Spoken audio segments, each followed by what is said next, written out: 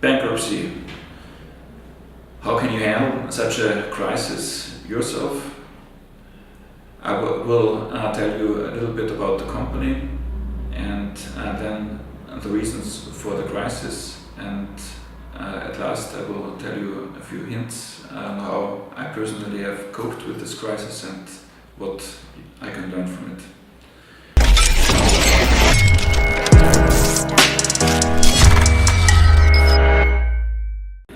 The Wurzabal enterprise has been a very big company in fourth generation in Austria. We provided textiles for hospitals, nursing homes, hospitality and industry. We had 8 plants in all of Austria and 1,000 employees, 70 million in revenue. I personally took over the company in 2006 from my father, and we had a very successful period afterwards. We had an acquisition of another company in 2008. We changed to strategic business units in 2007, and out of this reason we had a tremendous growth of almost 100% over the next 10 years, which is in our industry very high. We had a very good profit development. In 2013 we had 10% EBIT margin. This wasn't the reason that we dared to make a bigger investment that was necessary, because the plants that we had need some restructuring in the processes. So we took 12 million euros investment into the plants, and of course we made a business plan with 5% growth and some new technologies, innovation and stuff.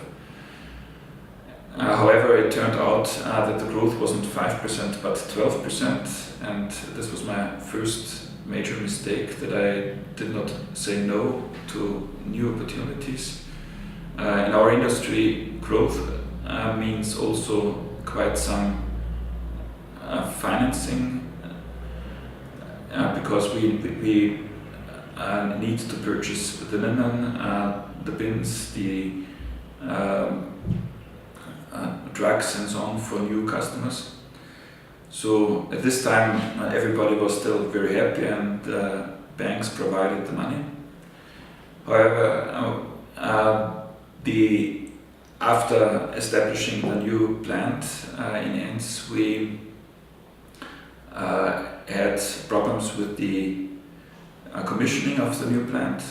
It took us not just a few months, but it took us 7 months to shut down the plant in Linz, and even longer to get everything up and running as it was planned. At this time, unfortunately, we burned relationships with our banks, and they lost confidence in the enterprise. One of the reasons was also that our equity was, it was not bad to start with, but for all the challenges that we took, the growth and the complete restructuring of the plants, it was too less.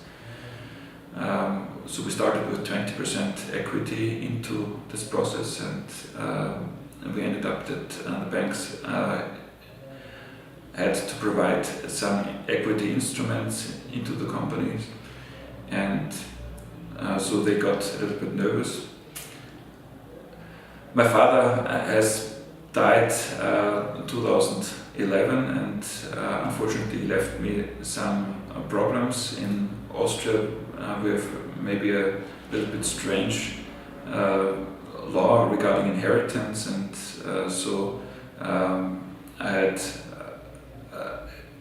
unfortunately a lawsuit regarding the inheritance after my father, and this was actually a poison pill, because the shares of my father were then in the inheritance, and I could not use his votes to restructure the company as when it was necessary.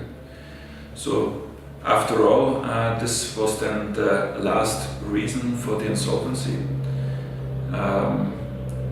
It was a little bit strange then that at the time of insolvency itself, we had a very high quality, very high productivity, and even the cash flow and was quite high, even when you take it to the benchmark in the industry. So we were a very healthy company going into insolvency because the financing was just not there. One of the reasons also being that we have had too short-term financing over the last 40 years, and it has never been a problem to get loans refinanced, but the banking system has changed over the last 10 years, and so we had a big issue with non-performing loans, although we were paying all the interest and half of the loans.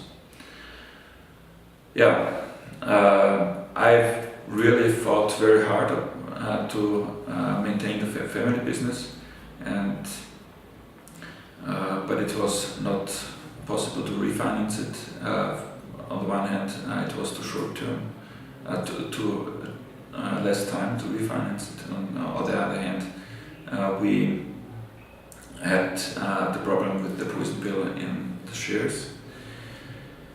So finally I had to file bankruptcy, and the company was then sold in last November to Salesiana Meattex out of the bankruptcy. So the family business was gone. I myself and the whole family haven't had anything from this sale, except that I'm still liable for much of the debt personally. And so it was a very tough time until the last day, and even thereafter I had then the issue that I myself stayed at home and my wife went out in the morning going for work. And fortunately I got a first contract as a consultant.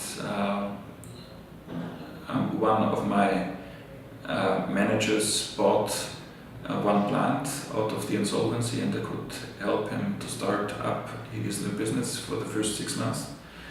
And now for the last few weeks I have been starting up my consulting business, and this is also the reason for the blog and the homepage, and I will share with you some more thoughts.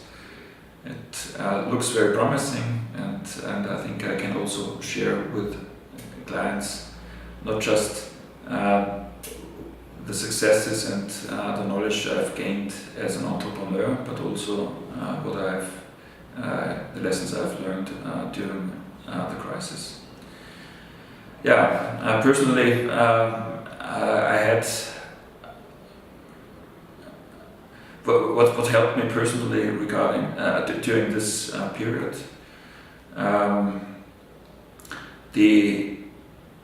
the one hand, I'm a Christian, and the faith was really a strong basis for myself, and so it was not something that my whole life was coming down on me. On the other hand, I'm really, really grateful to have a wonderful wife. I was thinking during this time of one crisis that I didn't have, and all of a sudden I was really emotional that my marriage is still very good and intact. So not just my wife, but my whole family supported me very well, and I have also realized that I have many friends that are standing behind me. And yeah, so what are a few hints? First of all, I think you have to prepare before a crisis for a crisis. So if you build your house, your own life on the right foundations, then it helps a lot during a crisis. Then Second, I made some rules for myself. For instance, I didn't drink any alcohol during this time, or I didn't cease to go into the public. It was sometimes hard for me, for instance, to go outside and shopping or somewhere where people know me, because you are ashamed. But I really never ceased to do my normal life.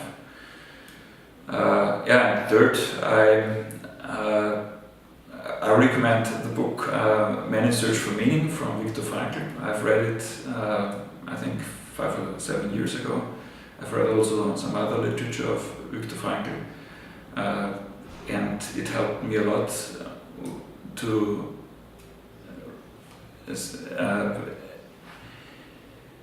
have a different point of view, because he himself survived the concentration camp,